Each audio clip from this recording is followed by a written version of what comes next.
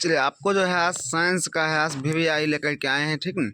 आपको साइंस के जैसे 2024 में मात्र 5 प्रश्न बताएंगे। आपको है 5 प्रश्न है इसको अच्छी तरह से इसको कॉपी पे है आपको नोट कर लेना है, ठीक न।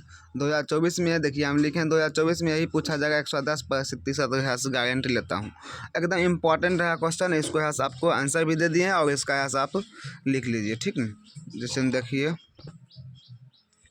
1 नंबर क्वेश्चन है आपको 1 नंबर में, ठीक है, 1 नंबर निकलेगा नहीं यहाँ से, ठीक है। 1 नंबर में देखिए कहता है कि आपको आँख की समंजन क्षमता से क्या तात्पर्य है, ठीक है। आँख की समंजन क्षमता से क्या तात्पर्य है, तो देखिए इसका जो है आंसर आपको दे दिए हैं, आप यहाँ से इसका आंसर लिख लीजिए, ठीक है। और उसके बाद फिर देखिए आपको 2 नंबर क्वेश्चन में हो गया है 2 नंबर में कि क्या होगा अगर मानव शरीर से दोनों वृक्क को हटा दिया जाएगा। क्या होगा अगर मानव शरीर से दोनों वृक्क को हटा दिया जाएगा। देखिए यहाँ पे आंसर दे दिए गए हैं, यहाँ पर इसको आप बना लीजिए, ठीक है। तो 2 नंबर हो गया कि क्या होगा अगर मानव शरीर से दोनों वृक्क हटा दिया जाए। देखिए आंसर हम दिए हैं, यदि मनुष्य के शरीर से दोनों वृक्क को हटा दिया जाए तो उत्सर्जन तंत्र नष्ट हो जाते हैं। जब उत्सर्जन तंत्र है बंद हो जाएगा तो हमारे शरीर में यूरिया जैसे हानिकारक पदार्थ बढ़ती जाएगी और वह शरीर से बाहर नहीं निकल पाएगी, जिससे मनुष्य का मृत्यु हो जाएगा, ठीक है। यही होगा, इसका आंसर आपको यहाँ से दे दिए हैं, ठीक है। उसके बाद फिर देखिए आपको ये हो गया 3 नंबर पर प्रश्न आपको याद कहता है वाष्पोत्सर्जन क्या है, इसके महत्व को लिखिए। तो देखिए पौधों की पत्तियों के छिद्रों से जल का वाष्प के रूप में बाहर निकलने की क्रिया को क्या कहते हैं, वाष्पोत्सर्जन कहते हैं, ठीक है।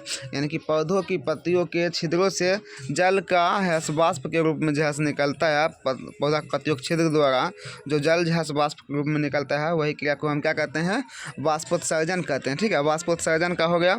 उसके बाद वाष्पोत्सर्जन का महत्व आपको यहाँ पे लिख दिए हैं, आपको यहाँ इसको लिख लेना है, आपको कॉपी पे नोट कर लेना है, ठीक है।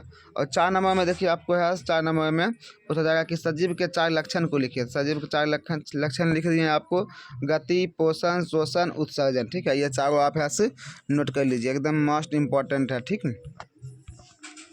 उसके बाद देखिए आपको 4 नंबर के बाद 5 नंबर है पौधों में गैसों का आदान प्रदान कैसे होता है, ठीक।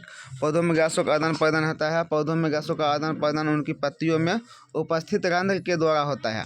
और रंध्र कार्बन डाइऑक्साइड यानी कि CO2 एवं ऑक्सीजन मतलब O2 गैस का आदान प्रदान करता है। और विसरण क्रिया के द्वारा विसरण के यहाँ पर विसरण क्रिया के द्वारा करता है, यानी कि कौन क्रिया के द्वारा करता है, CO2 का और O2 के आदान प्रदान विसरण क्रिया के द्वारा। और यह क्रिया पौधों की आवश्यकता निर्भर करता है, यानी कि यह क्रिया पौधा के साथ आवश्यकता है, ठीक है।